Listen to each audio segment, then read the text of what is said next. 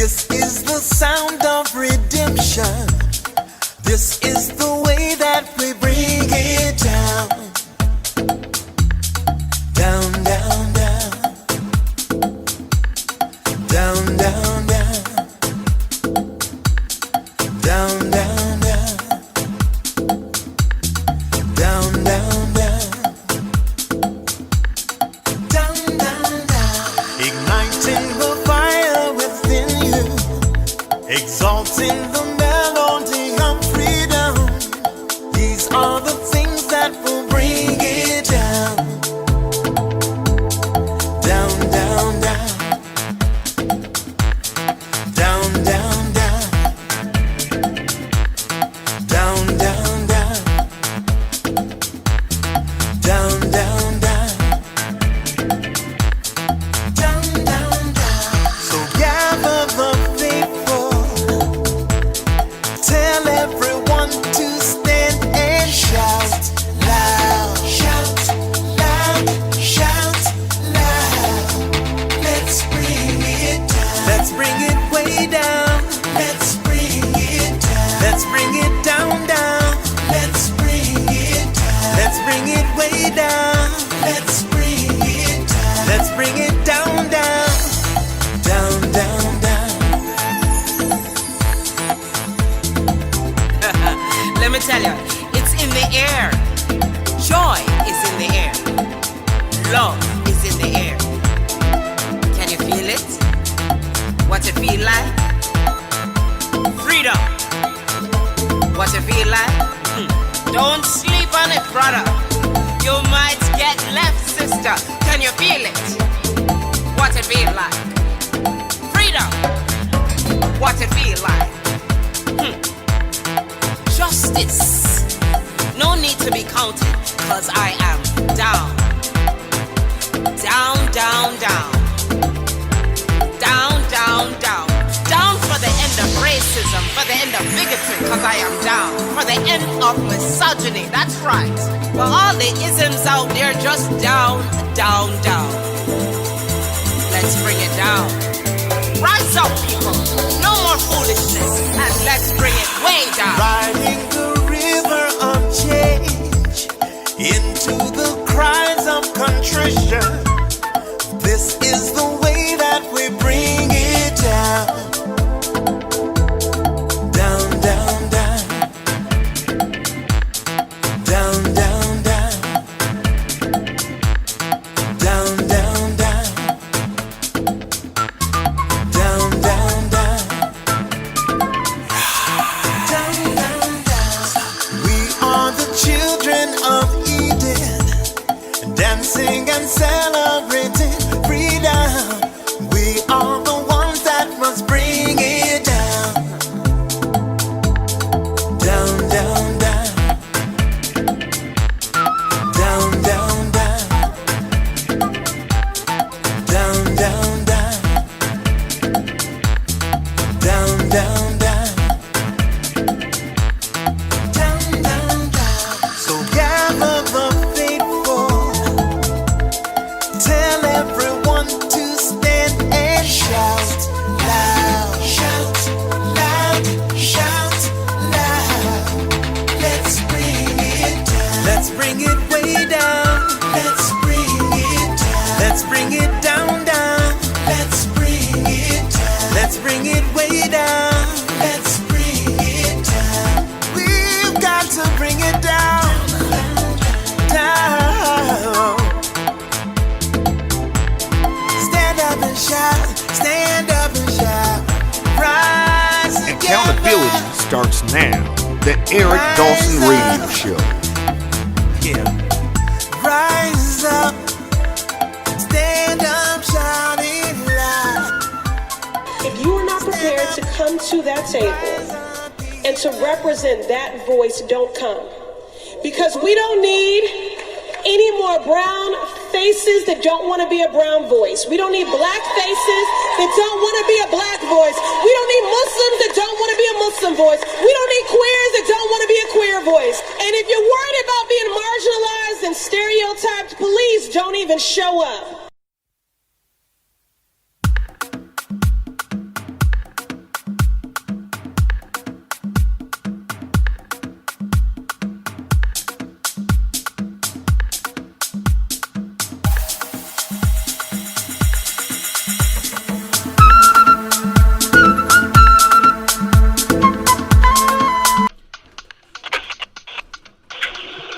guys, good morning. Welcome to, hey Vincent, if that's you, I'm gonna ask you to mute your phone.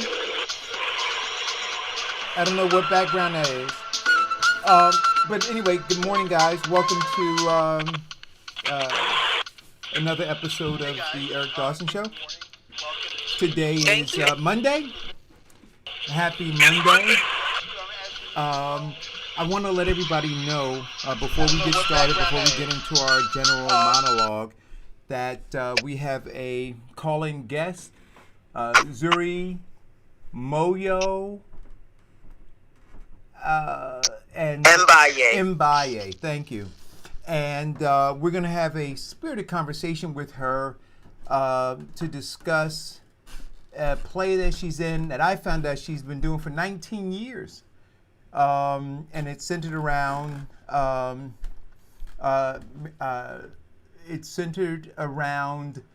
a lot of, it was centered around a central figure. And in this time, in this day, I think probably, and she would agree to some extent, her performing this play on Friday is going to have a different kind of significance given the absolute upheaval that has taken over not only this country but this world as relates to foundational Black Americans. And so the central figure in the play is Fannie Lou Hamer. And I'm going to allow Zuri to explain that, introduce herself. I hear background noise. I don't know what that is. Vincent, is that you? Nope. Oh, that might be Zuri. So, Zuri, well, firstly, Vincent, welcome to the show. Happy Monday. Thank you. Happy Monday. All right. So, Zuri, welcome. So I introduce you to the audience. Just give a little background to them about you, and then we'll get into this play and what it means to you, and we'll have a conversation about, in general, what's going on in this nation and in this world right now. To get started, I'm from Paterson, New Jersey, and I always had the vision of being an actress and a singer. At night, but being a nurse in the daytime. And I'll be darned if that's not what I did. So anyway, so you heal them medically, and then you heal them spiritually. Yeah, and you know, that's the name of my company, Healing Through the Sound of Music. See that? Okay. Okay. Impressive. So that's virtually what I did. I went to Sloan Kettering after I graduated Mount Sinai Hospital School of Nursing. Mm-hmm. And I stayed in the profession for about 20 years. And then I decided to really, you know, when you get middle-aged, you go, wow, you know, it's now or never. And I saw Fannie Lou Hamer on Gil Noble. Remember him? Like It Is? I do remember Gil. I love talking to East Coast people because they know what I'm talking about. Well, actually, you know, see, I mean, and I tell people that I lived as a child, I lived a rather privileged life. Gil Noble visited my house on several occasions, having a relationship with my dad and all. Hey, Vincent, you got to stay online. Hold on. Incredible human beings I knew, you know, and I lived down the street from him when I was in nursing school, and I used to call him up once I finished my nursing career and just started writing, because I wrote Fannie Lou Hamer because of his show. When I saw her on his show, I didn't know who she was. Oh, wow. And when he had Fannie Lou Hamer on his show, I used to call him up and bug him. I said, Mr. Noble, could you please put me? Because, you know, this is like, you know, when I first started writing the show and everything. And so, of course, you know, he had stopped doing that kind of a thing, productions. But anyway, I wrote this show based on her life. And what inspired me was her talking about it to Gil Noble about how she was beaten And, you Right. know, So she had already. let us slow down a bit, right? Because you said that you didn't know who she was prior to you seeing her on Good I did Morning. not. Right. So Did let's not. assume that there are listeners and viewers of the show who don't know who she is. So let's give a little background of that, and then we'll move on. Okay, so Fannie Lou Hamer was born in Mississippi in 1917, the 20th child, and you know her parents were sharecroppers, and she started picking cotton at 4 years old. Okay, and she was, you know, in her words, you know, she was, you know, tricked into picking cotton because a man offered her some candy. And she said she never stopped picking. She never stopped paying for that candy because she picked cotton forever, you know. And she lived on this plantation, Marlowe, W.D. Marlowe's plantation. Her and Pat, her husband, and she was the timekeeper on the plantation, which means that she weighed every the cotton. She only went to 6th grade, by the way. She weighed the cotton, you know, and when people died, she was the one that would go around and ask for money for people because they couldn't afford life insurance. So when people died, they had to go and, you know, ask everybody on the plantation, so to speak, you know, to pitch in to help. Yeah. So everybody kind of knew her. That brought her to a certain amount of fame. People knew who Fannie Lou Hamer was. So when she was introduced to SNCC by James Bevel and started finding out about voting and voters registration workshop, you know, she had the ability to spread the message and people would listen to her, you see. Right. Because of her status. So I don't want to give too much away, but Okay. So that's a little bit of who she was. So what inspired you to make a play about this descendant of slaves and turn influencer? And you know, it is a one-woman play. It's just about her, and it's just me on the stage. Wow. Yeah, for 90 minutes. Say it again. Wow. That's impressive. I find it hard to keep my kids' attention for 10 minutes, so you got 90.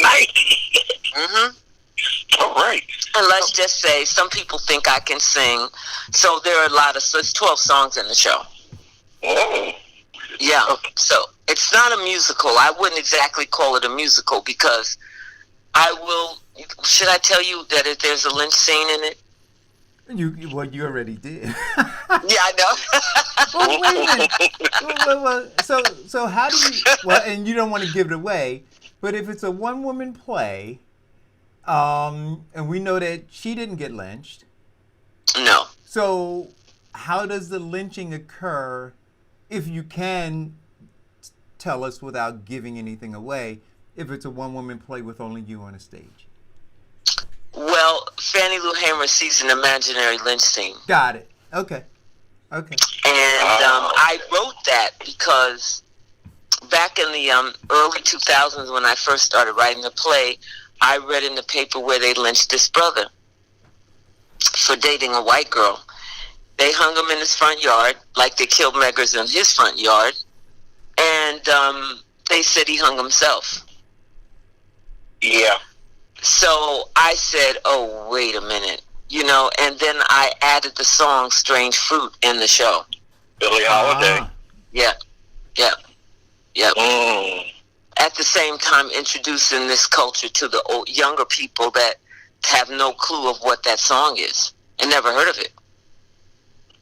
So it truly is an educational piece because I know the other day I was talking to a young lady that works for the NAACP.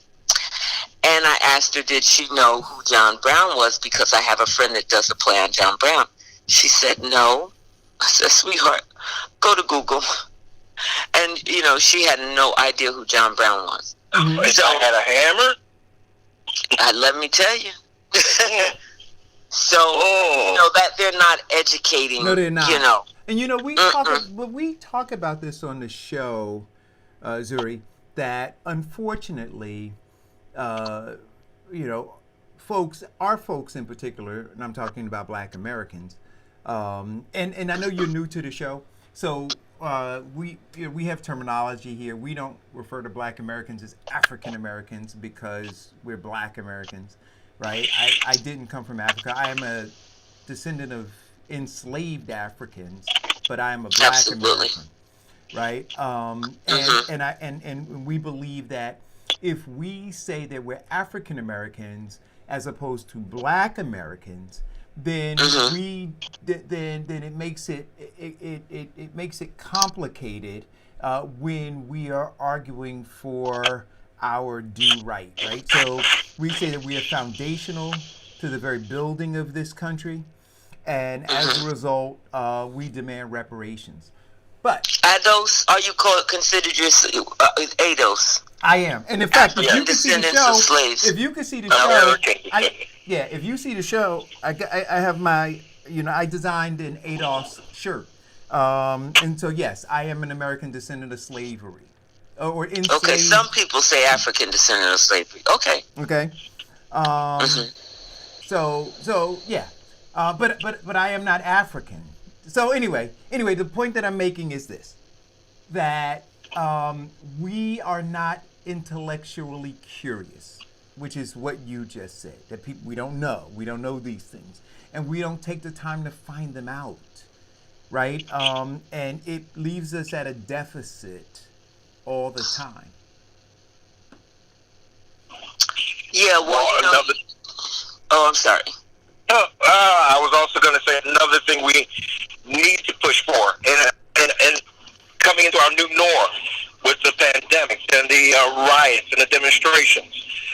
One of the other things we should push, not let them give to us, but demand from them, is that Black history should be more than just 1 month, all year, all throughout their whole school year. Because we are the fabric of America, the architects and builders of America, the soldiers, patriots, and the actual workforce of America. Right. And that is... Go ahead.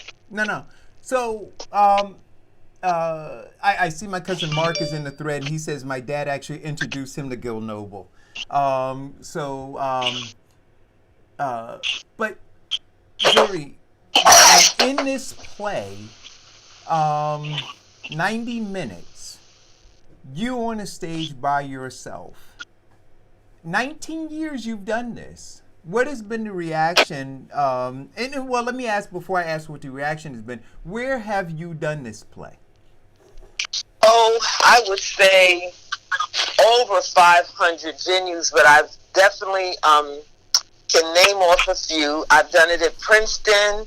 I've done it at Tuskegee.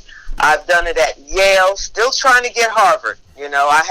I called him up, and a young man there said, you should want to come here and do it for free. So I hung up on him. So, let's see. Just left school in Tennessee, University of Tennessee, and oh Jesus! Just when the hurricane was, there's been a whole host. Actually, you can go on my website www.thefannielouhamerstory.com and see all the different places that I've been. Just so many. I mean, churches. Fame churches. I do it at churches as well. Fame Los Angeles, Fame Pasadena. I did it for the Progressive Baptist National Convention last year, which I just got the announcement I'm going to do it again this year. They're online. I also did it at RIT, where I opened for Joy Reid, who is going to, by the way, host the show, Open It Up. She's going to be my opening host. That is fantastic.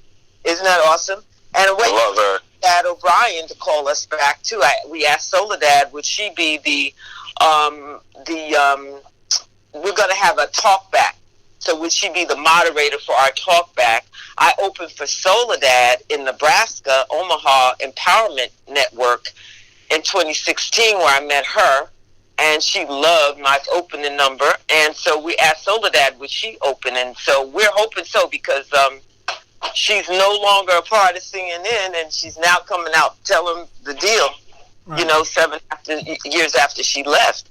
So yeah, this is really exciting because after COVID, all of my shows were canceled, and someone called us up and said, "Look, you guys need to do this on Facebook." And so we said, "Oh, okay." And as a matter of fact, Eric Lilly of Buoyant Partners, it's been a very incredible ally for us in helping us to navigate how to do this new type of performance. And let me add to your listening audience, let me just tell them it's going to be in a theater. I'm going to be performing in a theater. So it's not going to be in my house. It's going to be in a fabulous theater called the Wayne Dench Performing Arts Center and Sanford, where Trayvon Martin was killed. Wow. And so you're going to be performing this on Friday? On Juneteenth at 8 o'clock Eastern Time. Okay, and then people can access it by tuning in where? The FannieLouHamerStory.com and watch live. That's my website. The FannieLouHamerStory.com, and then they'll just go up at the top and click on watch live. I can't wait to see it. Okay, I've got a question. Yes. This one-woman play has the staying power to go decades. What is so intriguing about this content? Because it's a human story. It's a black woman telling a story about how we as human beings overcome tragedy. Because she did triumph, even though she didn't win when she ran for Congress. This is a woman who started off at 4 years old, the 20th child. Did you hear me? Her grandmother was a slave. She got through. Go ahead, I'm sorry. She got through. You know, I don't know if a lot of people know because it's probably not something openly discussed. You know, being in those cotton fields, women were raped probably on a regular basis. Sure. You know, she was, I guess she was sterilized. She ran for Congress. She started Pig's Farm. She started a Freedom Farm and Pig Bank. She gave away food. This is a woman who was brought up in poverty, ran for Congress, beaten within an inch of her life, and now everybody's saying her name. Yeah. So, you know, when you come, I'm only doing 30 minutes on Facebook, but the meat of the show is in that 30 minutes. Oh, wait a minute. It's a 90-minute play and you're doing only 30 minutes on Facebook? Yes, that's all I can do. Yep. That's all I can do. That's all we wanted to do. You know, business choice. We have to protect our brand, you know. Can't give it all away. So you're teasing us. Well, if you want to put it that way. You'll get the meat of the show. Believe me, you will not walk away not knowing who she is. That's for sure. I could appreciate it. But let me ask you a question. So are you, because Facebook is free. Hold on one second, please. Vincent. Yes. You disconnected? Hold on. There's, all right. Transmission power. Okay, so Yeah. you're giving a 30-minute teaser. Can I make a request? Yes. Can I have a 2-minute teaser of one part of this play? Okay. Right now? Yeah. Okay. Fannie Lou. Okay, wait a minute. Let me start from here. We worked on this here W.D. Marlowe plantation, where I was the timekeeper for 18 long years. And after several attempts to go register to vote, I was called in to come see him. Mr. D, as we had to call him. And with hatred dead clean up in his eyes, he looked up at me. Fannie Lou? Yes, sir. Did you go down there and register to vote? And I took and addressed him. Yes, sir, Mr. D, I did. Well, if you don't withdraw, we gonna have to let you go. Mr. D, I did not go down there to register for you, sir. I went down there to register for myself. But I have y'all to know I left that night because he might not have been ready, but we had been ready down here for the last 400 years. Now we should keep right on protesting. We should keep right on registering to vote. I want to know how many of y'all will go down Monday morning and register. If you're afraid, me and my God will go with you. Because we need people to go now. We need people to trust God now. We need people to vote for freedom now. Not freedom tomorrow, but freedom now. This little light of mine, I'm gonna let it shine. This little light of mine, I'm gonna let it shine. This little light of mine, I'm gonna let it shine. Let it shine. Let it shine. Let it shine. Wow. That's just brilliant. Okay, whoa. Well, So how do people what get I love this? about it? See, a lot of people talk the talk, and but there are people who can walk the walk, and when they do, you just have to sit and marvel at it, right? And to hear the transformation, to literally, and I don't have a visual. All I had was the audio, but was completely captivated and transported back in time from where I sit now in my basement in the studio. That was amazing. That was absolutely amazing. I cannot wait until Friday. Oh wow. Well, thank you so much. I've had a lot of practice. Wow, that was really powerful. I mean, you had me. I could see how it has such staying power. Yeah. We and then I have to talk about my king. I was alone for 20 years, and I'm doing this play on my own. And after my mom died, she was my ally and friend and buddy. I almost lost my mind. If any of you know what that feels like, I guess I don't have to tell you. So I was praying, and she told me before she died, she said, "Don't worry, your Boaz is coming." Anyway, I went online and met this guy, and we got married like 3 months. I had held a gun to him. We got married in like 3 months, and he came on board, and he helped me to transform my whole company, and now Fannie Lou Hamer can really, really stand on a mountaintop and sing, shout. Wow. And so we're really, we're just watching God, because it's all of the great things that have happened are just so amazing. So, one other thing that just would be just so awesome is we're waiting for Soledad to say yes, she's going to come on board and moderate, because we have on the panel after the play is going to be really awesome. Dr. Frank Smith, who was and I know we have to shut down.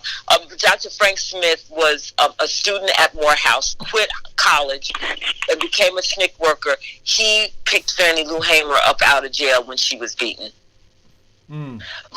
Dr. Michoud, I think her name is Dr. Velma Michoud, is the president emeritus of Dell State. Her father was the president of Dell State. She is awesome. She's a president of Links in Delaware. We have Billy Honors, who is with the Georgia Project. The other young lady from Impact, I'm drawing a blank for her name. She's going to be on the young folks.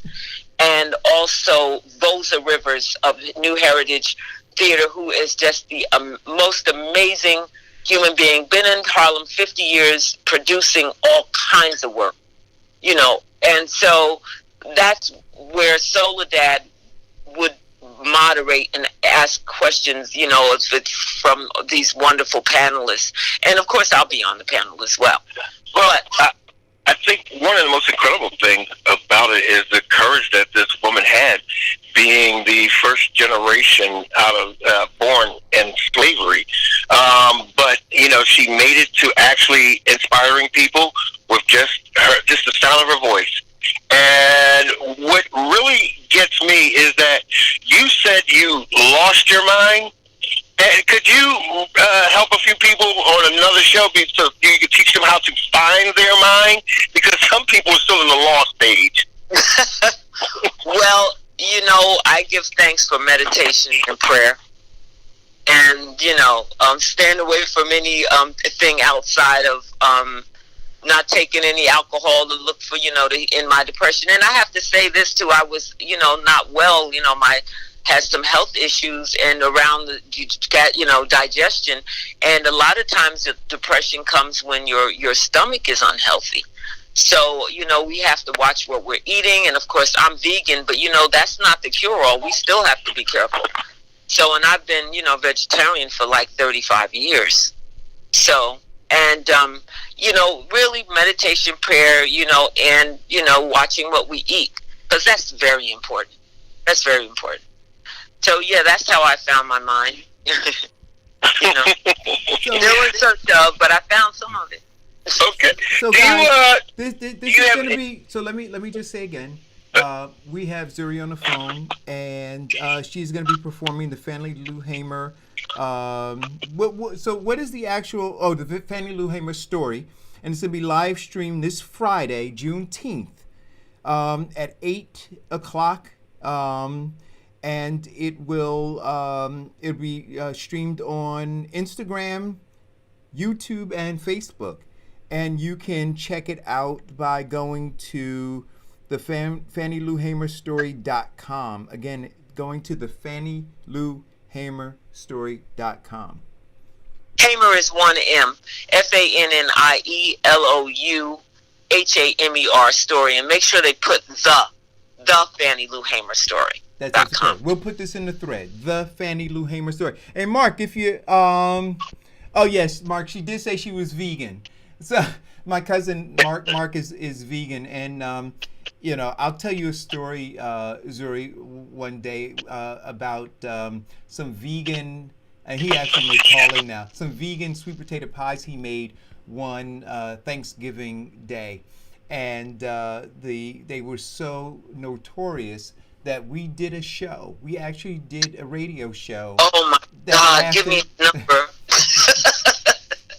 That lasted the whole hour, and I had my family calling in about this vegan sweet potato pie that he made. But it is amazing. What is it with you guys making this delicious? Wow, why did I meet you? I'm going through some issues. I can't have that right now. There's a support group for the issues. It's called All of Us. Yeah, there's a support group for that. But you know what? We're usually wearing a mask at this point. Once you get to that support group, we're on the other side with the sweet potato pies and the peach cobbler. Yes. So, how can people find you in case they want to book you? Because this is such a phenomenal play. I mean, I'm inspired just by the few bars you gave us. They can go to the website, or they can call 347-395-0259. So I'm old-fashioned. I like numbers. 347-395-0259. And Eric, you're going to put this in the feed too, right? The information. It'll all go in the feed today, and I'm going to put the flyer up there as well. And guys, make sure when I do, make sure you let people know. Tune in, support. I will be there listening for my 30 minutes. Count me in. That's absolutely right. Well, listen, Zuri, it was a pleasure talking to you yesterday. Thank you. And, I want to spend more time. I mean, your spirit, though we've only talked over the phone, your spirit is compelling, and your story is as well. And I gotta let you know that I appreciate anybody who is willing to take of themselves to help educate, again, foundational Black Americans, but all Americans, on the history of Black Americans. And I'm sorry. Go ahead. I was going to say before we wrap up, to let people know that this Juneteenth performance, there is a piece that I wrote in the play on Juneteenth and why it is important, and that the Juneteenth celebration of the ending of slavery is a day for all Americans. This is not just a day for black people. This is the day to celebrate for all Americans. Absolutely. Absolutely. But and we want to thank your President Trump for putting it out there. Even though I just read today he changed the date from Juneteenth. They shamed him. But thanks for putting it out there, because a lot of black folks didn't know what it was. Sure. So now they know. Yes, now they know. Well, I mean, President Trump is still looking to hear some good things from Frederick Douglass. Maybe that'll happen Juneteenth. Well, you know what? If he doesn't hear from Frederick Douglass, he'll hear it from Fannie Lou Hamer on YouTube. Amen. Amen. It's been a pleasure. It's been an honor to actually talk with you. I'm looking forward to the success of this, and I just can't wait to see my 30 minutes of it. All right. Well, thank you, gentlemen. Thank you so much. God bless you. Have a great day. God bless you. Bye. You too. Bye. I don't know what happened to Vincent. Vincent will call back. That is fantastic, guys. I intend to watch it. I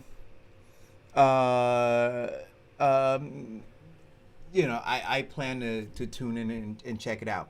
So listen, while I'm waiting for Vincent to call back, I want to say to you guys, and I posted this on my page, and we're going to have another caller call in about a nonprofit that they want to promote. So they're going to call in about maybe 5 or 10 minutes.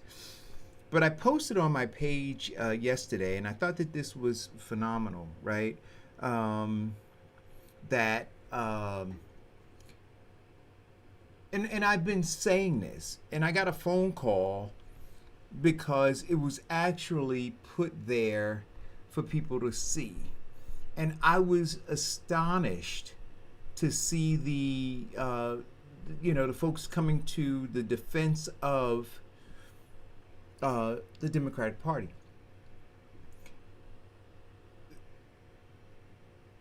In this meme, it shows Joe Biden, and it says that he's been a politician or in government for 51 years.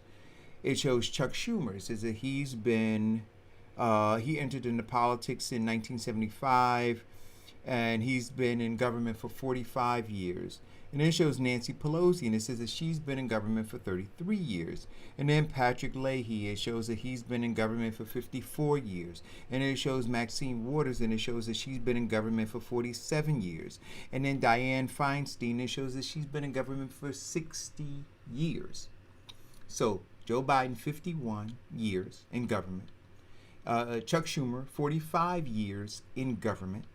Nancy Pelosi, 33 years in government. Hello, caller. Yes, Eric Sharif. Yep, hold on 1 second, caller. Vincent, hold on. Okay, so caller, hold on 1 second, because I'm going to make a hard transition from this to you. And guys, so I'll get back to talking about this because it's important. But I did tell you that we were going to have another caller call in to talk about some great work that they're doing in the community. So welcome, caller. This is Robert Taylor. Robert Taylor, yes. How are you, Mr. Taylor? I'm well, thank you, Eric. How are you doing? Hey, I'm blessed, man. Good. As my I don't friend, know if I've ever spoken to you, Mr. Sharif. No. As my friend John Sowell says, this is the best day of my life. So Well, I like to think it's the best day in both of our lives. Absolutely, man. But because it's the only day we have right now. That's the only day that we have right now. You know what? I love that. Today is the only day we have right now. That's correct. Anyway, your father was a very dear friend of mine. Yeah, back in the 70s, we were pretty close at that time. Yeah. I'm trying to remember Eric. I know the others. You know what? You know why you don't know me? Why you don't know me? Probably, Mr. Taylor. Because I stayed in the cut. I I really did. I tell people this story, occasionally on the show. My brother Darren, You weren't the youngest. No.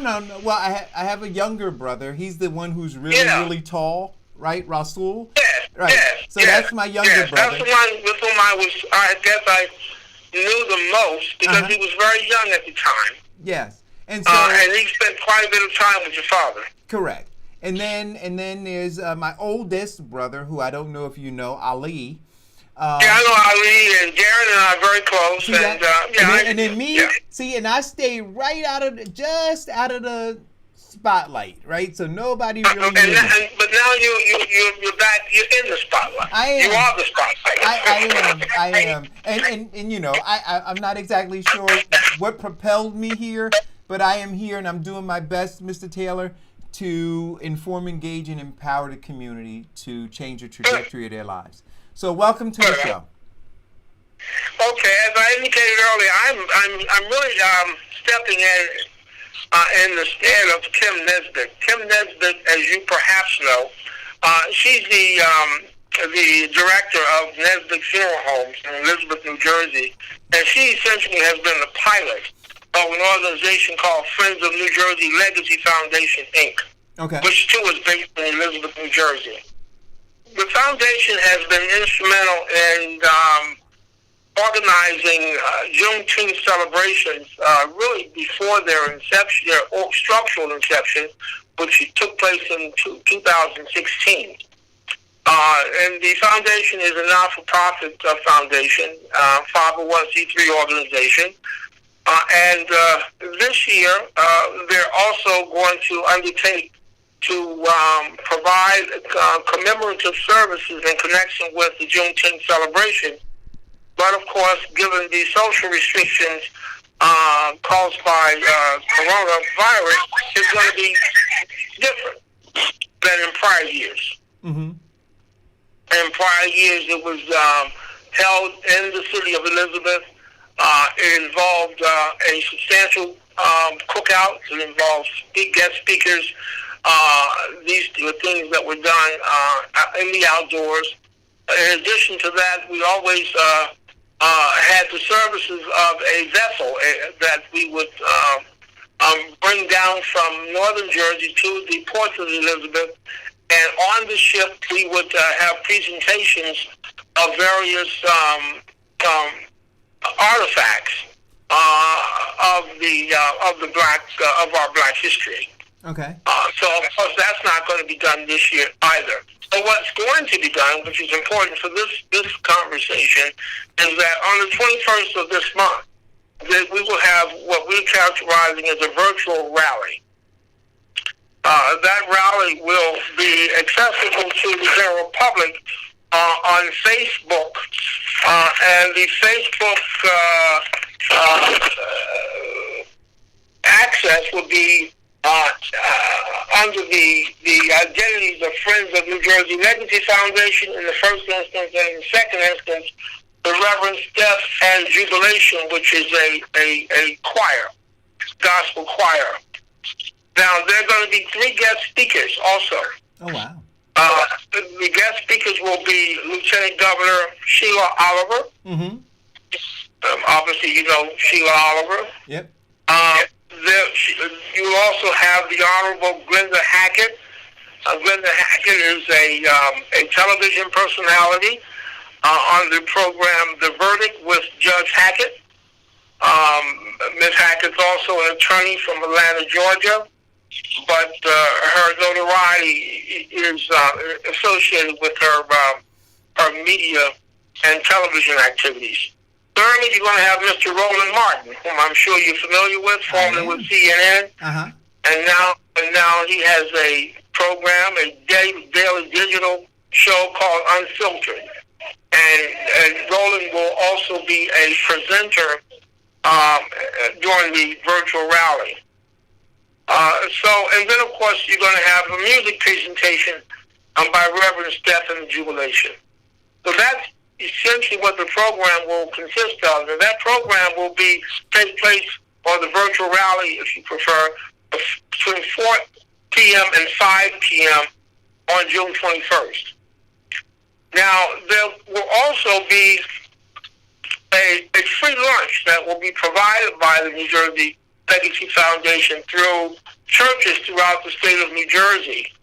There will be 16 churches involved, and those lunches will be what we're characterizing as a grab-and-go lunch. They would go by the churches between 12:30 p.m. and 2:30 p.m. to pick up the lunches. And again, that will be Sunday, June 21st, 2020. There, again, 16 churches involved, from like Mount Clement, Amity, and Elizabeth, Union Baptist Church in Elizabeth, Liberty Baptist Church in Elizabeth, St. Mark Amity Church in East Orange. There will be Union Baptist Church in Montclair, the Community Baptist Church in Inglewood, Bethel Amity Church in Woodbury, the Second Baptist Church in Roselle. There will be Community, Power, Love, and Grace Organization in Elizabeth, the Union Chapel Amity Church in Newark, the Tabernacle Baptist Church in Passaic, the Greater Hope Missionary Baptist Church in Elizabeth, Shiloh Baptist Church in Plainfield, and Friendship Missionary Baptist Church in Rahway. Each of those churches will be, if you prefer, dispensaries of the grab-and-go lunch between 12:30 p.m. and 2:30 p.m. on June 21st, which is part of the overall celebration of the Juneteenth commemorative. Okay. So that's kind of the program, if you will, Mr. Sharif. And if there's any questions that anyone may have with respect to the program, who might be associated with any of the churches that I've just mentioned, they can contact the church and information can be provided. In addition to that, if they go on Facebook and they go to the Facebook site of New Jersey Legacy Foundation, Friends of New Jersey Legacy Foundation, that information will be available. And if they go to the website, or if you will, the Facebook site of Rev, Step, and Jubilation, that information will be available as well. Clinton, mute your phone. Pardon? No, I was asking my co-host to mute his phone. Go ahead. Continue. That wasn't me. I was already muted. Oh, okay. So, Mr. Taylor, this is a tremendous amount of information, and I'm going to have to go back through the show to be able to share some of it. Do you guys have any material that you could share with me via email or text that I could then put up in this thread and then also post on my Facebook pages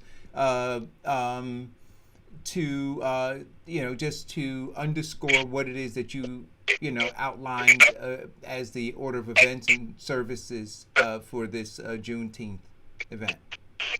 Yes, Eric, give me a number where I can text you, or an email address where I can forward to you a copy of the flyers that are associated with the event, and those flyers will contain most of the information I just provided to you. So you can actually email the Eric Dawson Show. I believe it's the Eric Dawson Show at gmail.com. I will verify that for you in 2 seconds. It is the Eric Dawson Radio Show at gmail.com. Right? So you can email there. I'll get at Gmail? At gmail.com. Yes, the Eric Dawson. So it's the Eric Dawson Radio Show at gmail. Wait, slow down. Is it Eric Dawson Radio Show, or is E Dawson? The T-H-E, the. Okay, T-H-E, the. Okay. The Eric Dawson Radio Show at gmail.com. Perfect. Yes, sir. And if you send me the information, I'd be happy to share it far and wide. And quick question: yes. Does this event have a theme for this year? Well, the theme is the same thing they've had since 1865, which is Juneteenth celebration. But this will be the 155th year in which, of course, the Juneteenth celebration is being recognized. So if you want to say the 155th Juneteenth celebration, I think that works. All right. I think it works for me too. It means you've been technically, legally a free man for 155 years. Hey, you know, I look pretty good for 155. Yeah. So, quick question. In lieu of the present climate of America and Black America, what do you think our next step should be? When you say our next step, are you referring to America at large? Are you saying the African American community? Are you talking about New Jersey? I'm talking about the African American community at large and our ability to coexist in America, which we helped build. You're correct with respect to being a participant in the building of America. There's no question about that. And I would like to say, in keeping with that last year, the one of the principal themes that we tried to advance was just that America, that African Americans were instrumental in the structural formation of America, and we tried to bring to the presentation evidence of that participation. So you're correct. I mean, there's no question about that. In terms of this year, the climate in America today, with respect to the African American experience, has more to do with a confronting the injustices that have reflected itself in the administration of and policing of justice in this country.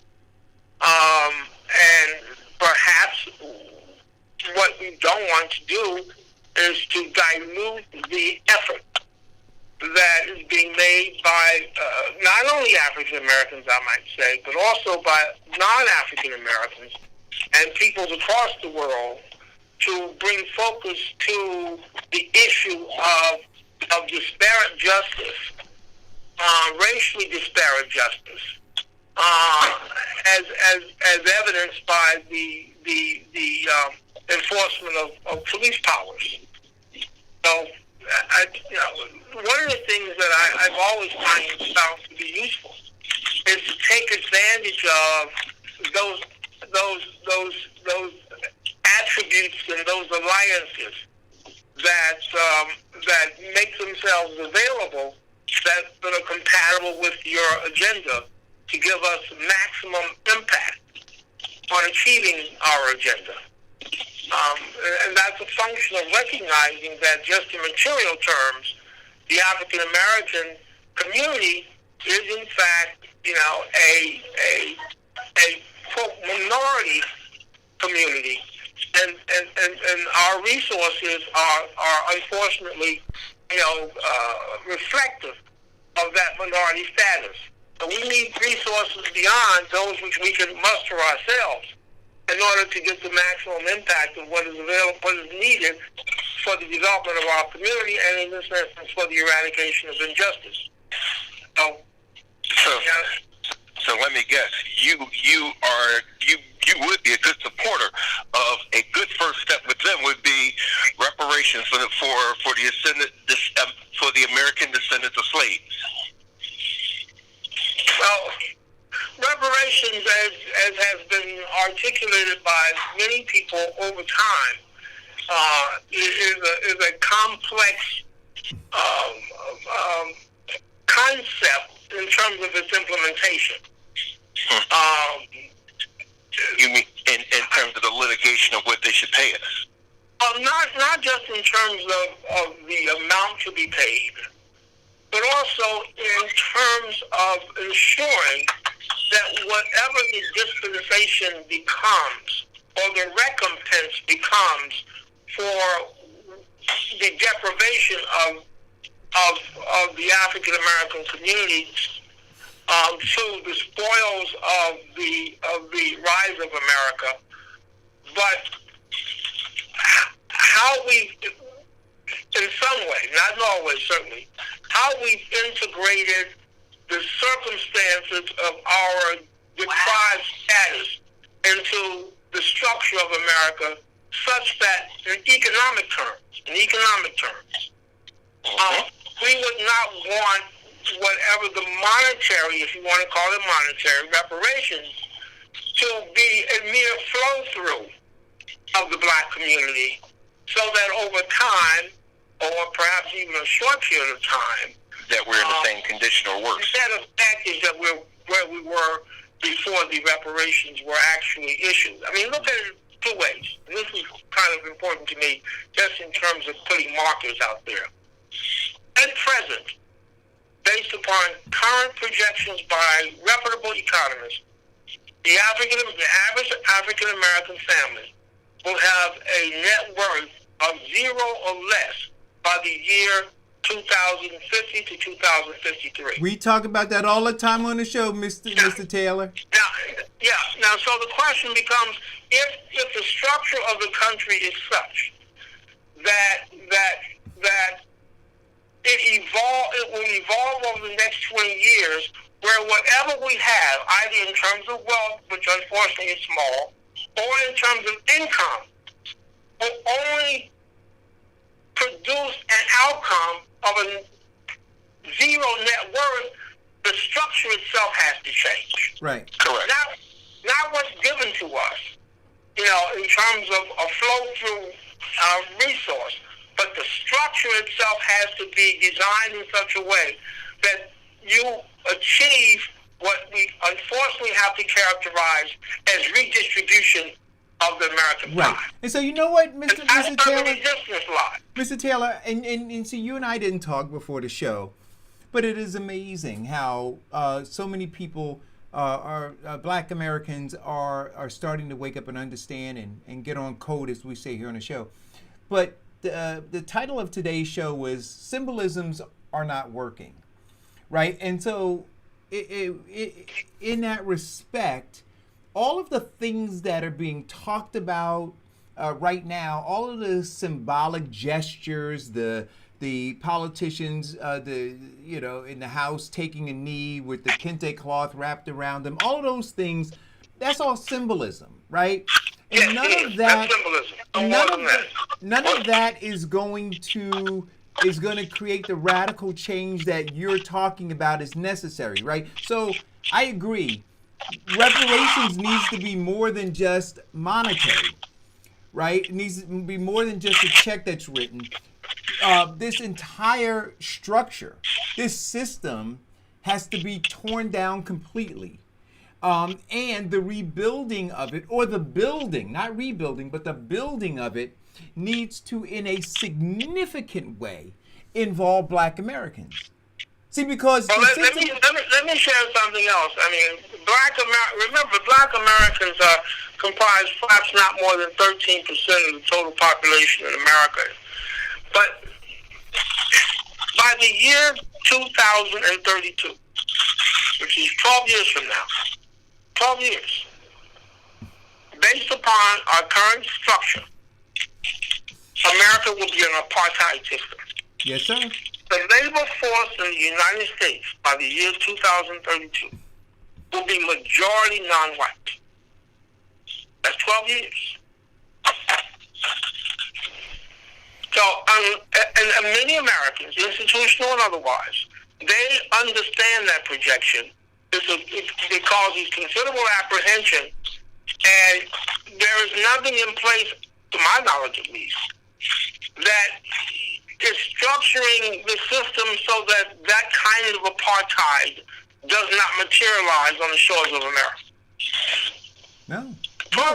In fact, you can feel the pressure in a pressure cooker boiling over, right? And so, or you can feel the pressure. So what we say, and again, we use specific language here on the show, and the language that we use is we say that the system is set up and has been set up since the first Africans were brought here and enslaved to have us to be the commodity to their wealth and to their power. And so the apartheid system that you're talking about is exactly that. And we see it even playing out in the age of COVID-19, where all of those who were rich and wealthy and powerful, their businesses were shuttering, their finances were in jeopardy, and then they told all of those who were the commodity to their wealth and power, you have to get out there, risk your life, and get back to work, because you're essential to making sure that I maintain my status. So correct. Right. But and if I could add to what he was saying, and what you're saying, is that the system is not in place to change. The system is in place to keep those projections on track. So no, that's right. And so my question always is, and so this is a perfect segue, Mr. Taylor, and I thank you for talking about some of this stuff, but it is a perfect segue into the discussion about what do we do, or what are we doing, right? So right now, I think that we're given a bunch of false choices. Because if you talk about 2053, right, and 2032, right? If you talk about those 2 years and you talk about data, just data, remove emotion, that we're given false choices in these elections in terms of who to vote for, because none of them have a prescription for the inevitable, right? And so whoever we vote for, they're just kicking the can down the road, and we are on our way, like you said, to zero wealth by 2053 and an apartheid state here in America. And none of the politicians, none of them are talking about it. And before you called in, Mr. Taylor, I was listing some of the politicians who've been there 50 plus years, or 47 years, or 33 years in Nancy Pelosi's case, 40 some years for Chuck Schumer. So these are Democrats, not Republicans. And they've been there for all of this time. And this tsunami is upon us, and none of them. So one or two things have happened. Either they have been completely ineffective in fighting for us, or they haven't fought for us at all. But either way, they have to go.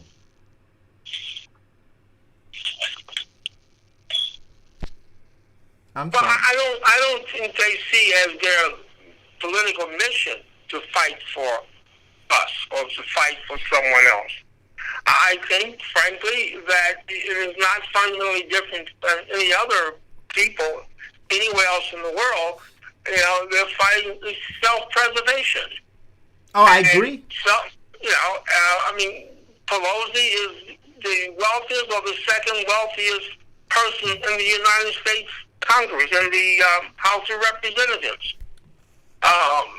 So, if you think if you make that observation and you think in terms of self-preservation, the presumption is that she's going to do what is necessary to ensure that that's not lost. Well, that's the presumption. The reality is that she's going to use this, as you said previously, use this to the advantage to further her agenda and the agenda of those who have been supporting her. No, self-preservation, again. Correct. And there are a lot of politicians of various hue that have been involved in governance and are involved in governance that I would suggest are also interested in self-preservation. And to the extent that the system works for them. Correct. It's unreasonable to assume that they're not going to be desirous of trying to radically change that system to the extent that it creates uncertainty as to whether the outcome would be favorable to their personal preservation. So then let me ask you this question, Mr. Taylor. In light of the data, right? And you and I haven't had any previous conversations regarding this conversation, but we're on the same page because I read the same data you read. What is the fate of the Black American? What is the what? I'm sorry, I did not hear you. What is the fate of the Black American? What is the state of Black America? Fate, F-A-T-E. What is the fate of the Black American? It's not one that's very promising given the projections that I stated earlier. Right. And now how do we stave off what seems to be the inevitable? When you say we again, I'm not sure who the we. Well, the we is this dying breed of Black Americans, right? So we understand or at least you and I understand that this I think we could categorize the we as those who are informed and are ready to put.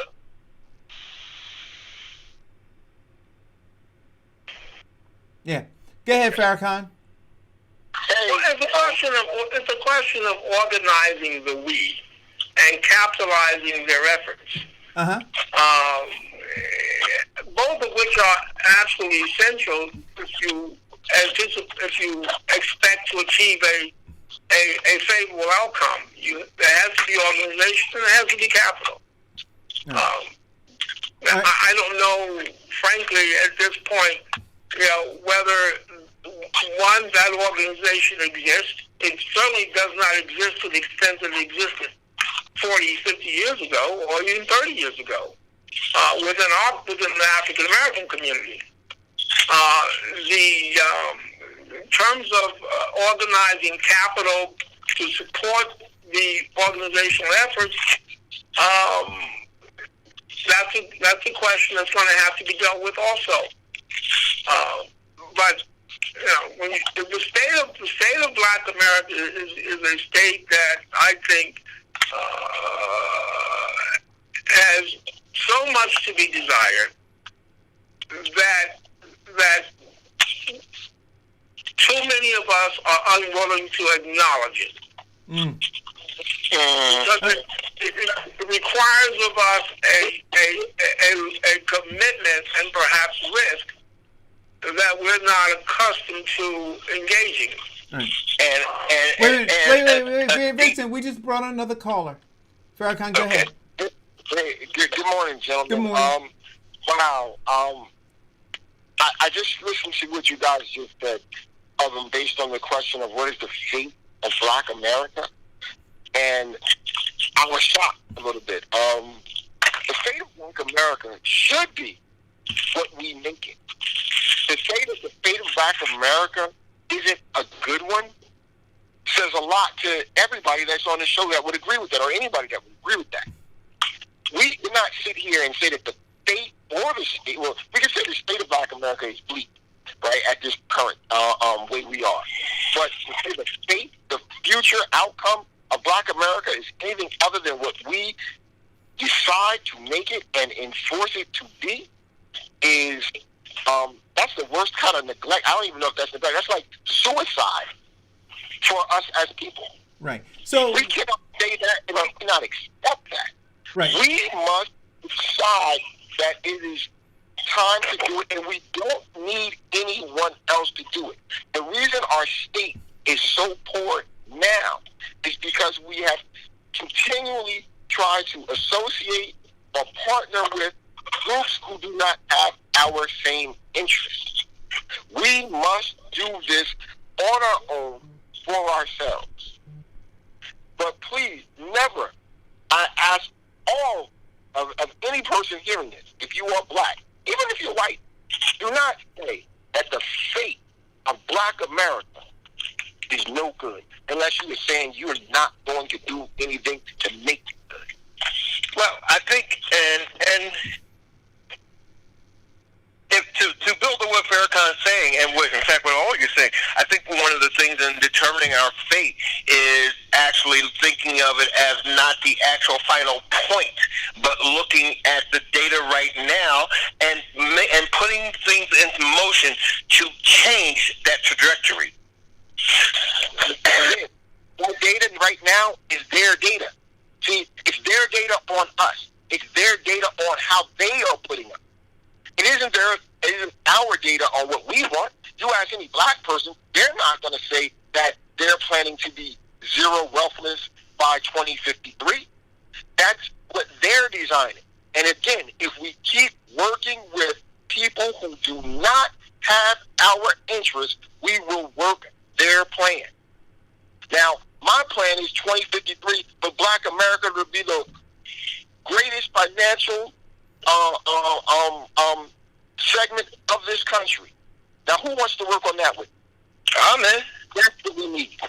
And that could be the only concept we need, right? We can have all the celebration. We can have all the Black History Month celebrations. But if we don't have an agenda to come out of that celebration doing it, then none of it, it's all mute, right? We can talk about Juneteenth in the last 150 plus years, or we can talk about the next 150 plus years. But it goes into but like there used to be a thing on Facebook called notes, where you could write like like a long whatever you wanted, right? That didn't have to be in your timeline. And the very first one I ever wrote, which had to be probably 2010, 2011, was on Fannie Lee. Right? When I heard, I thought that she was an amazing woman.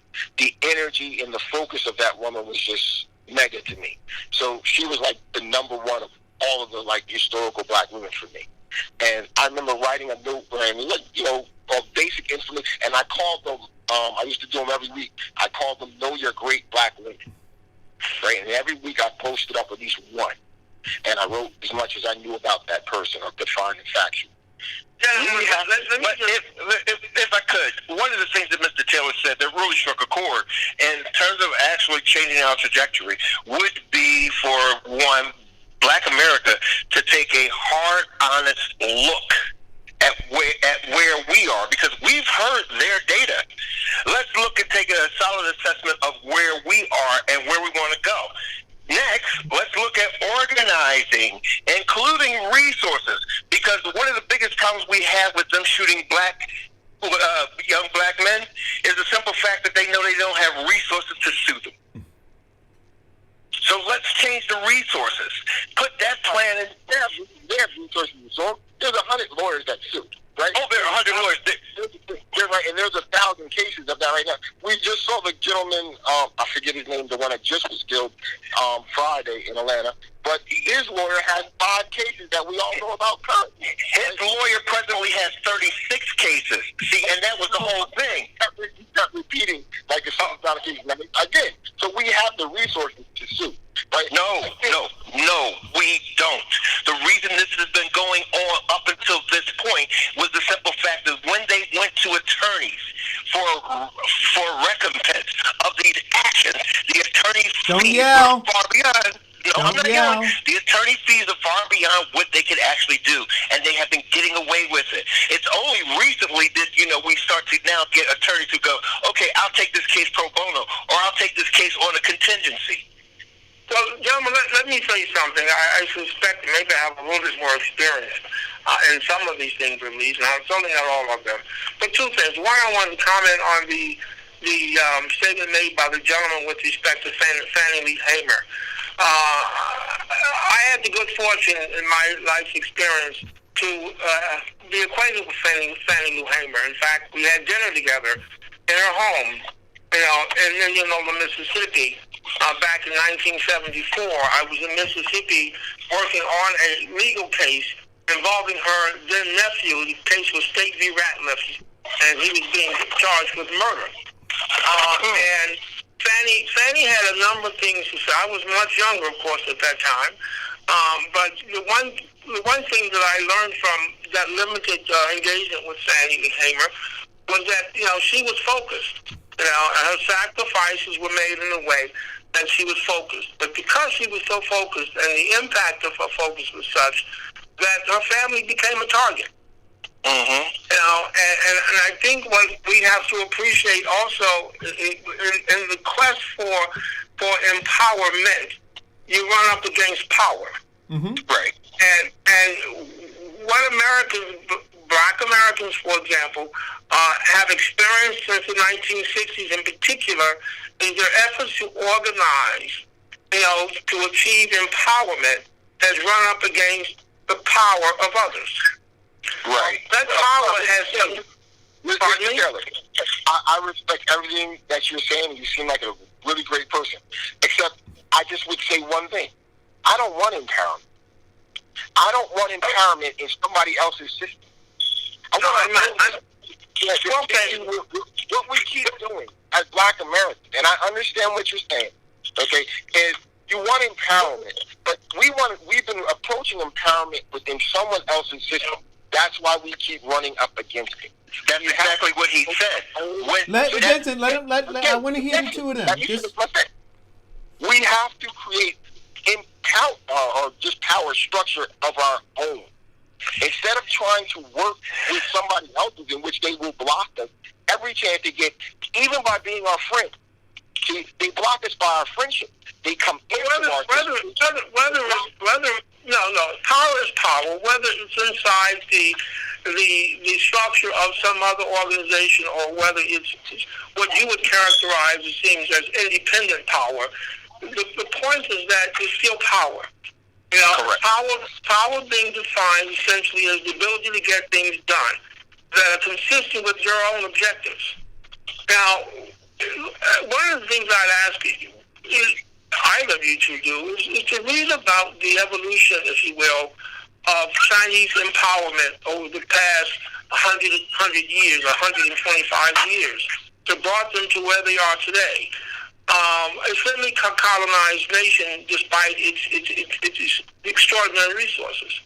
What I think what can happen, within some practical sense at least, is that African Americans can focus on some specific agendas, some specific items to achieve, and calibrate their resources to achieve those objectives because of nothing else. If nothing else. You know, there's an extraordinary amount of motivation that arises out of success. And success does not have to be that you've completely overturned a system. Success can be that you have realized objectives that are consistent with what you think is important to your own welfare and the welfare of your people. And that's really all I'm saying here. I'm not taking some grandiose agenda and thinking that I can overturn the most powerful nation in the world in 25 years. Right. The purpose is not to overpower them. The purpose is to identify what you think is important to you and to your family and to your community and try to achieve that. I think that's probably more manageable than trying to do more than that which is humanly possible. Well, that's all I'm saying. I'm not disagreeing with the notion of some degree of independence or interdependency.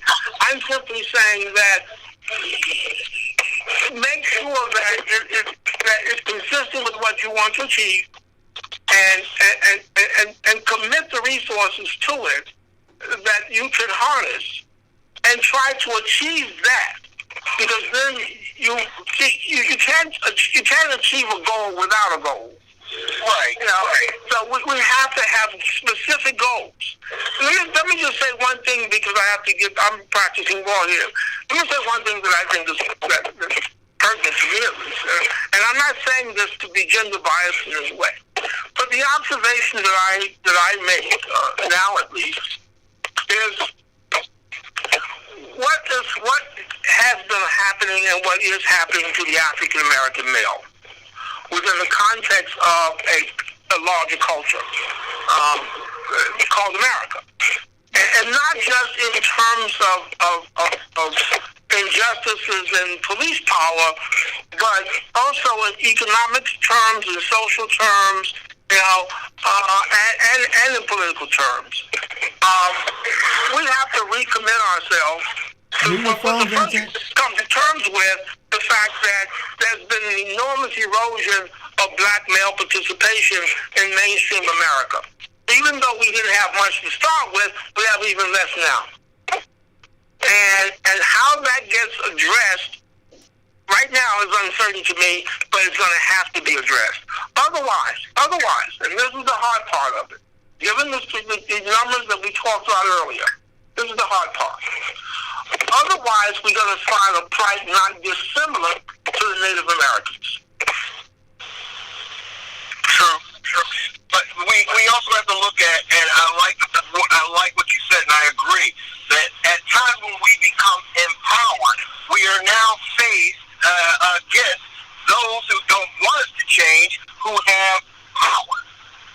Sure, that's understandable. And once we start looking at that, I mean, it's the simple equation of saying this: if somebody is mad at you who has a gun on 15th Street, what do? Well, let me say it this way. You know, power does not always arise out of a gun. Of course not.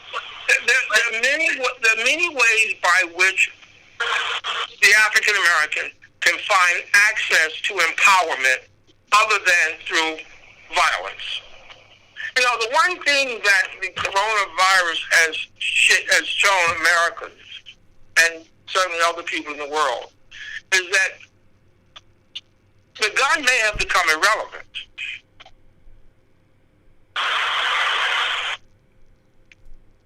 Hello? Also, that's a different discussion, but you have to think about it. I like it. I would like to say, you said something, Mr. Keller, that I thought, I sort of brought it up last week. You mentioned China and studying how they came to the power that they are currently in the world status. And I said this last week on the show. Again, how did China do it? Right? And the first thing they did was separate. They closed their borders and they worked from within, with a plan from within. We have to do the same thing. We have to operate somehow as an island with, or something with a peninsula or something, I don't know. We have to do this somehow from internal. And that's all I'm really saying. Black America has to learn to do it internally. We keep doing it external with other groups, and then we wonder how we end up getting Congress, instead of Congress dealing with pancake cloth, right? We didn't get Congress making a true economic equality. So the bottom line, gentlemen, is you gain respect by performance, by outcome. You know, and yet that's why I say identify something that's important to you and achieve it.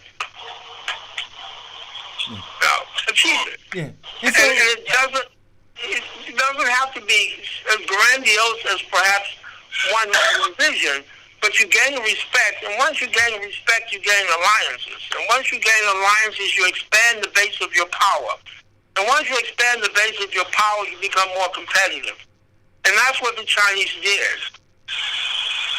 Well, yes, they did, not to mention the simple fact of all of that help that they had from Nixon, sending them contracts and money because he wanted to deter them from the Russians or communism. But, yeah. There's still alliances that come about as a result of people recognizing that there's something that you can bring to the table that makes their challenge less difficult. Correct. And we just have to be intelligent enough to appreciate that that is occurring and that's their motivation. Now we can negotiate, and we can negotiate from a position of strength. Now, I mean, the reason LeBron James can say the things he says as frequently as he says them is because he's negotiating from a position of strength. He understands the impact that he has on the NBA and the revenues that flow into that industry. That gives him, you know, power. You know, because why? He performs. And how does he perform? Because he commits himself to his craft. And I understand that African Americans can commit themselves to objectives or agendas. They can achieve them, and people will see that you're achieving. Believe me, they will. Absolutely, they will see that you're achieving. And when you achieve, people want to be associated with successes. Correct. It's just like what you're seeing now in terms of these so-called rallies and demonstrations that are occurring. You know, corporate America will do the same thing today that they did in 1968 following the assassination of Martin Luther King. They will commoditize the black experience to gain that which is important to their own purposes. Right. And that's what we see occurring now. And what we have to do is stay on the same mindset as they had in the 50s and 60s. We gain power through black excellence. Black excellence continued or growing and accumulating makes us a strong base. Okay. I like the word excellence. I got it from W.E.B. Du Bois, as he talked about black excellence. You look at the athletes and how they came together in the '60s. Ali, the Olympian track runners. You had Jim Brown. All of them came together and said, "Wait, we're at the top of our field. We are establishing black excellence. Why don't we come together so that we can bring down this systemic racism in sports?" But I understand excellence has to go beyond the playing field. Yes. Excellence has to occur in the classrooms. It has to occur in the workplace. It has to occur in every endeavor that black folk participate in, which is the fullest participation of any society. But if we show excellence in outcomes, correct. I submit to you that the world will come to your doorstep to align their efforts with yours, and your power will expand, and you'll be able to achieve more than we've achieved, historically. The reason why you have such a mix of people in the streets now demonstrating against disparate, injustice, is because on some level they see leverage in what they're doing. They see some benefit that's compatible with their own objectives and agendas. And that's how we have to look at it. They're not doing it out of just their beneficence. Don't assume that for a moment. That this is just. Look, Moynihan stated, when he was a senator, before he was a senator from New York, he talked about a concept called benign neglect. And what he meant by that essentially was that, yes, white America was very neglectful of the black experience here in this country, but the assumption was that it was benign. It was just essentially, indifference. But, well, that's not entirely true.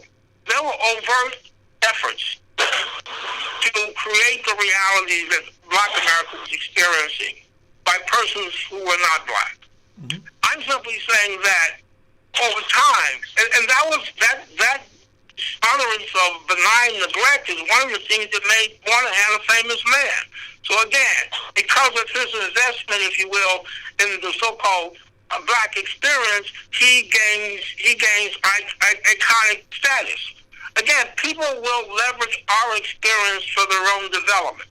And people are doing that around the world today. They're commoditizing the black experience. And of course, we are the martyrs, we're the ones dying, but they're rising from it. We've got to learn that our investment in life, our investment in blood, is not something that should come cheaply for the welfare of others. That indeed it is a joint venture, and that joint venture has to be participated in by them as well as us, but we both should accrue advantage. If I say to you or suggest to you that by the year 2053, African American families will have an average net worth of zero, there's something wrong with that. Then those people who are trying to benefit from us now are to be participating in a process to ensure that doesn't occur in 2053. And we should be able, because the brother's talking about data, he's talking about being able to monitor developments and quantify those developments. We should be able to quantify each and every year how we have moved off the path to getting to zero net worth by 2053. So for those who don't understand the eloquence of your speech, you're basically saying black America is getting pimped and pimped cheap. I didn't say that. You said it. Yeah. I'm saying that we've been commoditized from the day that we landed on the shores of America. True. And we're still being commoditized. Yes. So, Vincent, you got a lot of noise in the background.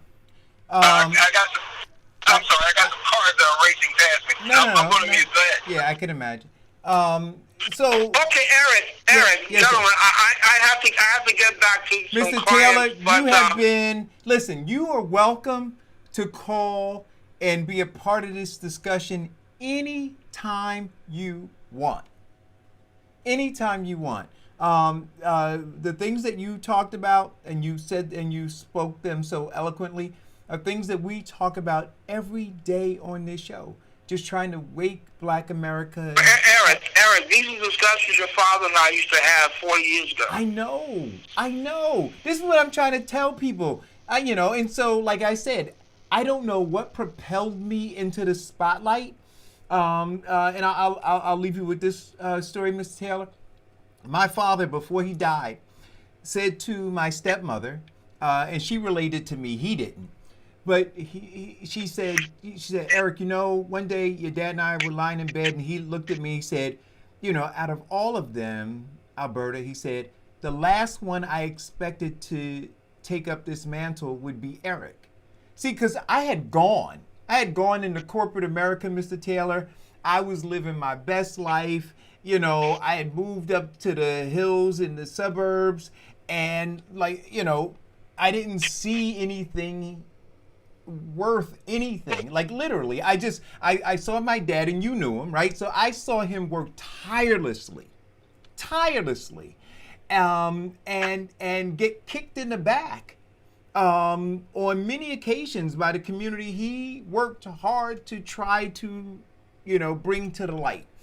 And I said to myself, that's not going to be me. And I would say to him oftentimes, why are you doing this? Why are you giving yourself in such a selfless way to people who are just brutally attacking and beating you? And I never could understand it, but it was something deep inside of him that led him to do it. And I don't know. He and I had, some real intimate conversations, prior to him dying.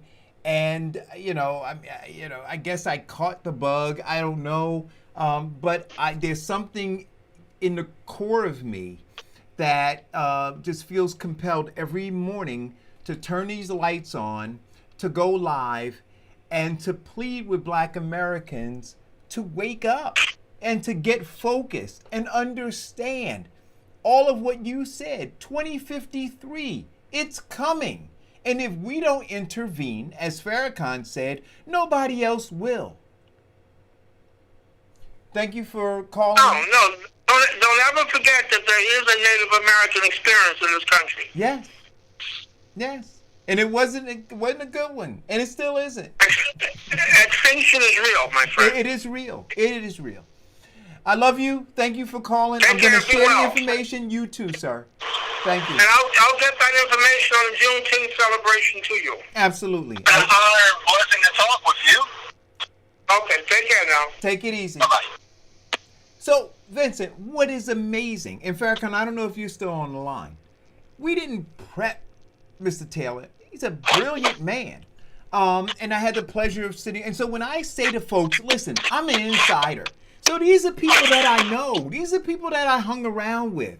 Guys who knew Fannie Lou Hamer, right? So when people talk about her, like that guy knows her, knew her, right? Sat with her. I know a lot of people. That made me smile, Eric. Huh? When you said you sat down with her, like, she's really like my probably #1 female. I can barely hear you. I can barely hear you, Farrakhan. It made me smile to hear him say that. Yeah. Because for me, she was like my #1 female Black history, a woman. Like I've idolized this woman. I thought that her energy, and like he said, her conversation. I didn't have a conversation with her, but I know her energy was just so powerful. Because I used to look at her eye and just be like, man, you see how focused this woman is, and you don't see that. And so, like, and to hear him talk, like, I love hearing him talk. Like, he was like, you really heard someone that was in it. Yeah. You know what I'm saying? Like, we've had a lot of guests on over the years, but he was in it. He was at the table, more or less. You know what I'm saying? So, like, it was just great having him on just now. But the thing that he said that I think that everybody should consider reminding themselves of is that there is a Native American experience, right? And we shouldn't think for a moment. And so, Farrakhan, I know that when I mentioned the fate, what I believe the fate of Black America is, it's based on data. It's based on key performance indicators, right?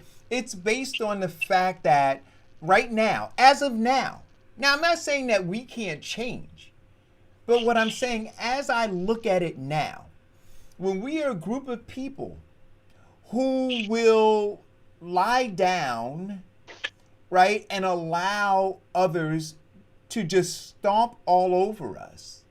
Do you understand what I'm saying? So that's what I'm looking at right now. Now, if I see something different, then I'll give you some different information. But what I'm looking at right now, and I tell you, it crushed me. And it was a microcosm for sure. But when I looked, Farrakhan, and saw adult men and women lining up last summer in the 90-degree heat to get bottles of water after they were told that their water had lead in it. And they weren't storming down to City Hall to demand answers, but they were in the most docile position that you could see anybody in. And then they were bringing their little ones with them to teach them how to be docile, not to be warriors. That's what I look at. And I go, okay, based on that, and then these numbers, and you've heard us talk about them, right? 2053, done. Zero wealth in the black community. That's why I can't hear. So when some of my white friends say to me, and this is why we changed the entire focus of this show, and people say, oh, Eric, you're too black. You're sounding radical. Listen, the Native Americans weren't radical enough. Do you understand what I'm saying? They weren't radical enough. And look what happened to them. It's a real experience here. And so when you hear me say, what do you hear? And he said it. And I tell you, I did not have a conversation with Mr. Taylor. But what did he say? They commoditize our experience. What do I say? We're the commodity to their wealth and power. What do I say? We're being pimped. And that is the truth. And it hasn't changed. And nothing is changing. And so, Farrakhan, when I say, and people say, well, Eric, and you want to know where the battle is right now? The battle is right here in our own community. Where you have people, and thank you for putting that meme up, Farrakhan. I didn't give you credit for it, but I saw it on your page, and then I shared it on my page. But you know what? I was feeling some type of way. I saw a lot of people saying, yeah. I was like, I know where he got that from. Yeah. Cool, though. And that's what it's for, brother. And so, the thing is, when if you go and look at the comments, and you see people who are protecting them. So now, we put it out there clearly, right? You put it out there, I saw it, I put it out there, and we said, wait a minute, but we talked about it before, right? How do you get to a point, how is your psychosis so jacked up that you can blame a guy who's been around for 3 years for something that's been happening to you for decades, right? And those who've been doing it to you for decades are teaching you how to blame somebody else. And so now when you put that out there, and we see Biden, 51 years in government, Pelosi, 33 years in government, Maxine Waters, 47 years in government. We see Chuck Schumer, 30 whatever years in government, right? And none of them, like Teflon Don, nothing sticking to them. And you got people who otherwise I would say are intelligent in this thread defending them. But who gives them their intelligence, or what we perceive as intelligence? You know, thinking about the 2053 situation and zero black wealth, we are currently black in America. We're like at our highest level of education, virtually in history, right? We have the highest level of graduating, just when it comes to high school, levels that we've ever had. We have the highest enrollment in college still that we have ever had.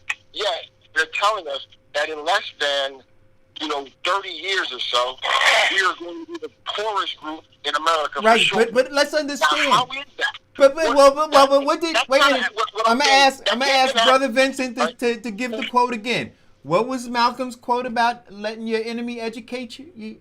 Only a fool will let his enemies educate his children. Right. So Farrakhan, the education that you're talking about, by and large, is a miseducation, right? Correct. And so the degrees don't mean anything because we're not attached to anything. That's what I'm trying to real. say, right? That we now know that they are degrees worthless, right? Uh-huh. We should not play that same playbook anymore. What's correct playbook? Correct. And that's the whole thing. The whole part of me doing the show and talking with you guys and bringing other people on is to spread the level of enlightenment, that the freaking light bulb will go off in somebody's head and they'll decide to actually spread the message of change and how we can do it. We have to sit up here and now start, as I said before, stop taking it as a grain of salt what people say to us in these media outlets, Right. and start looking at it. But wait a minute. But now, if you were to listen to an iota of what Mr. Taylor shared with us, please mute your phone. Thanks.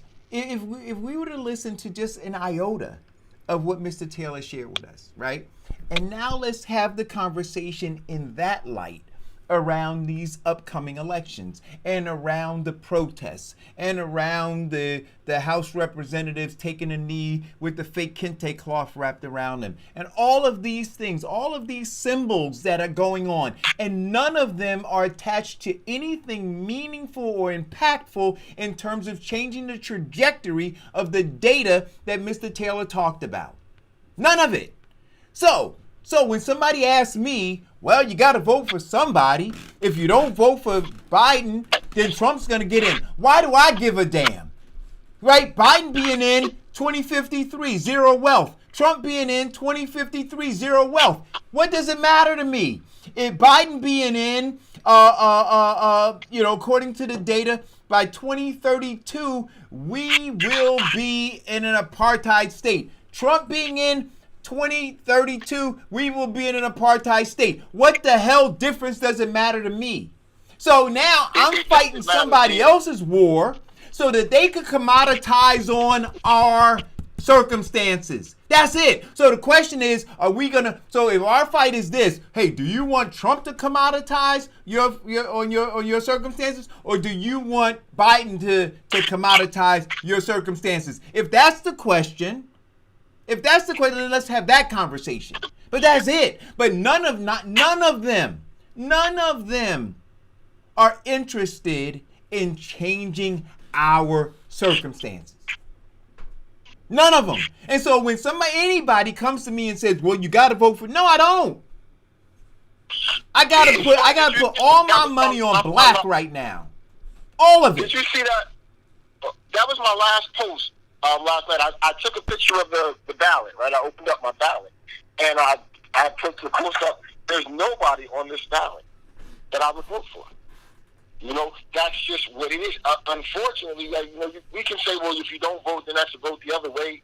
But at the same time, what does it matter? Either way, I'm still screwed. Either way, we're still screwed. I looked at that ballot and I said, this is pitiful. Right? This is just pitiful. Like, there's nobody worth the salt, worth the damn on it to vote for. So, if I don't and I abstain, I just figured I was going to write in the names that I wanted to write in. Listen, all of them, Farrakhan, all of them, and look, no intelligent person would argue this. All of them have been overseers of all of this failure. All of them. They have been overseers of it, and they have been supporters of it. Financial supporters of it, and they've lent their names in terms of endorsing other failed candidates and failed politicians. They've all overseen it. And now all of a sudden, right, here's the symbolism. Like, oh, we got to do something about this. Well, wait a minute. You didn't think we had to do something last year? You didn't think we had to do something when Eric Garner was choked out? You didn't think we had to do something when Mike Brown was shot dead in the street? You didn't think we had to do something when Tamir Rice was? You didn't think so what happened with all of that? And like I said on the show the other day, so now people saying, well, now the climate is right. I'm sorry? They held it in their pocket. See, they knew where it was wrong, but they knew that right now it wasn't boiling over for them. Well, that's what I'm saying. They're saying now the climate is right? So now I can have the political courage. I can have the political courage to step forward because the climate is right.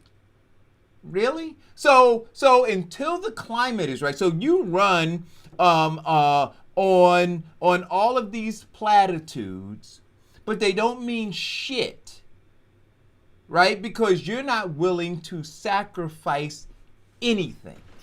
And so you'll hang around for 40, 50 years. And I see a good friend of mine, Ron Rice, he responded to the meme and he said, it is a ridiculous meme because the list of similarly serving GOP politicians blamed Obama for much more, including Trump as a private citizen. So please, well, see, stop it. Stop it. We can have that conversation. We can talk about the GOP and we could talk about Trump and we could talk about, I'm asking you very specifically, has Biden been there for 51 years? Has Schumer been there for 45 years? Has Nancy Pelosi been there for 33 years? Has Leahy been there for 54 years? Has Maxine Waters been there for 47 years? And has Dianne Feinstein been there for 60 goddamn years? Now, answer that. Don't deflect. Don't talk about the GOP. Answer that. And if the answer is yes, then they oversaw all of this. So for them to be surprised now about any of it is infuriating to me. And for you to try to distract me from trying to kick them the hell out of office, shame on you. And if you're my friend, we may have to reconsider our friendship. I'm done.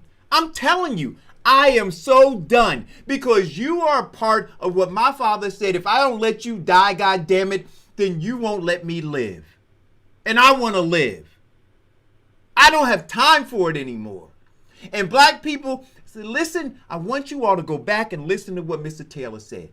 The experience of the Native American, God damn it, was real in this country.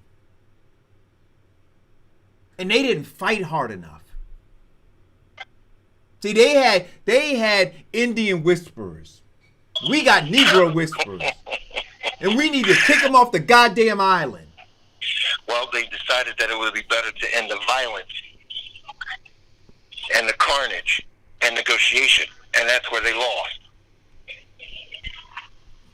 Listen, guys, this isn't theoretical. This is real.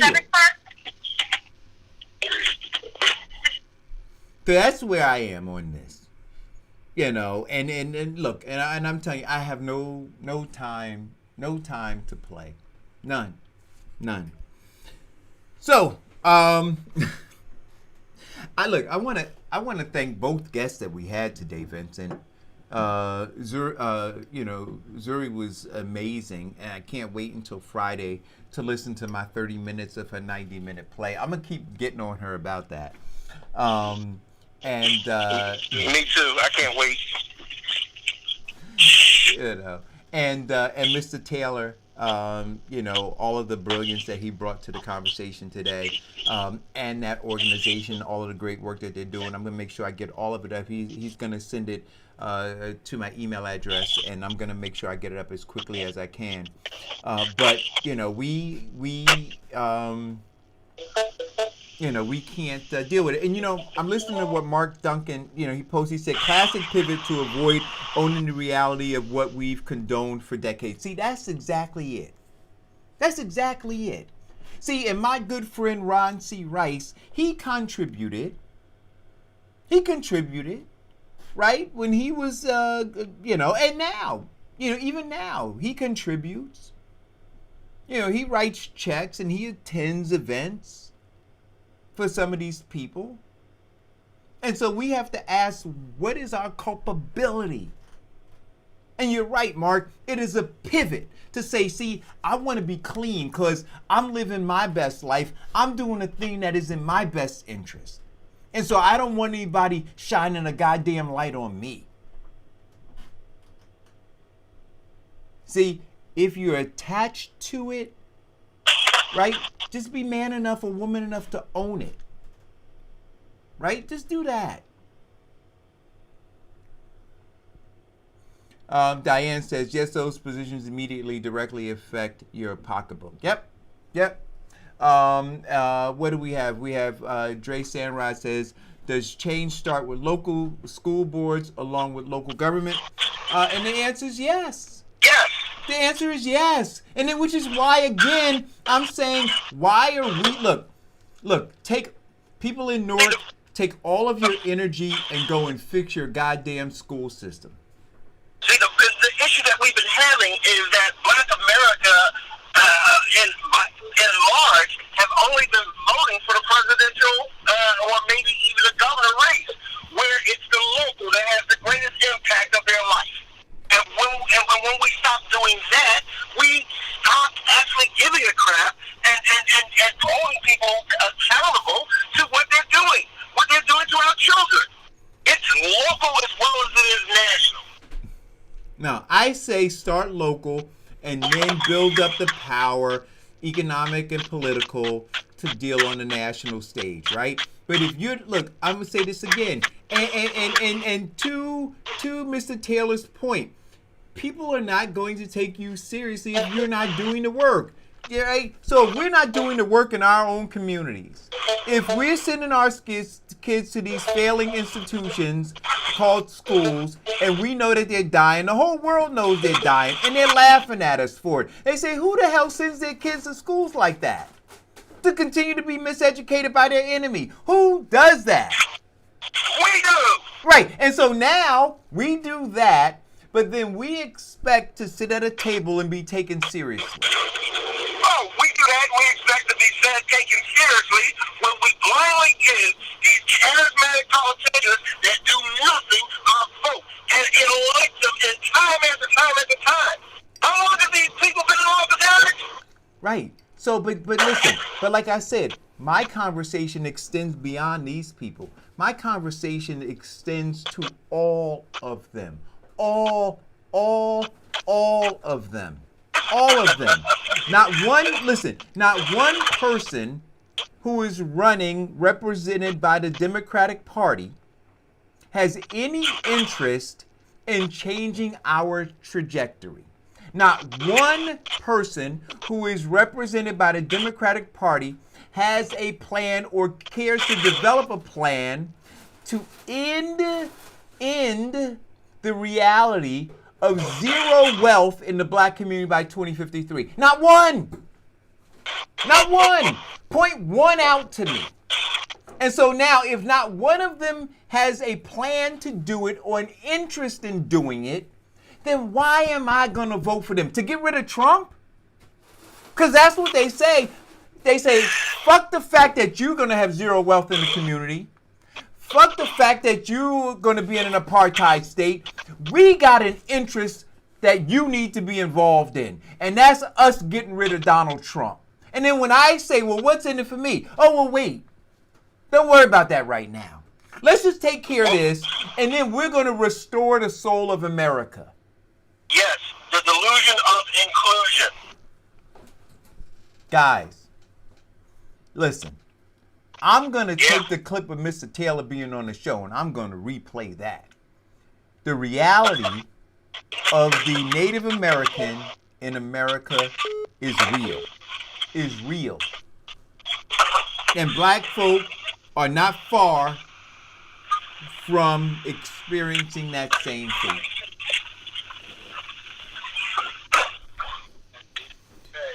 Anyway, Vincent, the book. Diane, I'd be remiss. Or, as they say, those who do not know their history are doomed to repeat its failures. If we don't know the Native American history, we're doomed to be just like them. When Affirmative Action Was White, that's the book we're reading. If you guys haven't gotten a copy. Hey, Vincent, I sent you the audio. How much was the audio? Did you download it? Yeah. How much was it? I think it was $12. 12? Yeah. Yeah. I don't think I paid that much for it. But $12 is still a bargain. Hey, call or go. Hey, I just wanted to ask you, did you see the article, the New York Times article about how Italian Americans became white on Facebook yesterday? I shared it from Dave Tucker, actually, right? Mm-hmm. And when you read this article, what you will see is how Black America is always replaced by the next group they want to keep above us. So when you say we're, look at the Indian American, right, or the Native American, however you want to say it, go and look and see, and you will literally see that what they did with the Italian American, they are currently doing with the Hispanic, Latino, whatever you want to call it. Well, we talked about that, Farrakhan, that they realized that the white population was shrinking, right, comparatively, and so they opened up the membership. Right? Yeah, exactly. And the thing is, what we have to understand as Black people, we'll never be part of that club. No, we won't. Right? We won't get that membership card. So if we don't get that membership card, again, I know we always go back and forth with it, but if we don't design an independent community and society within this one, we will continue to fail. And that's why when you ask me, that's what, and exactly what you said. So when I look at the fate right now, given all of the data, given all the key performance indicators, when I look at the fate, I say we're done. Now, and here's the big thing that a lot of people don't. Oh, thank you. See, what a lot of people don't understand, and that you said that we would never be part of the club, which is absolutely true. We started out, we were never part of the club. Our post June 19th, all right, proved that we were developing and growing, and we were not a part of the club. We were growing, and we scared them, which brought on to the greatest disaster called the Black Wall Street.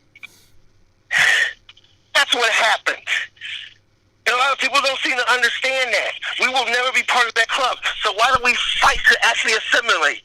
I've been telling people in my campaign where we outnumber the votes, but yet we sit up there and beg them for scraps for the table.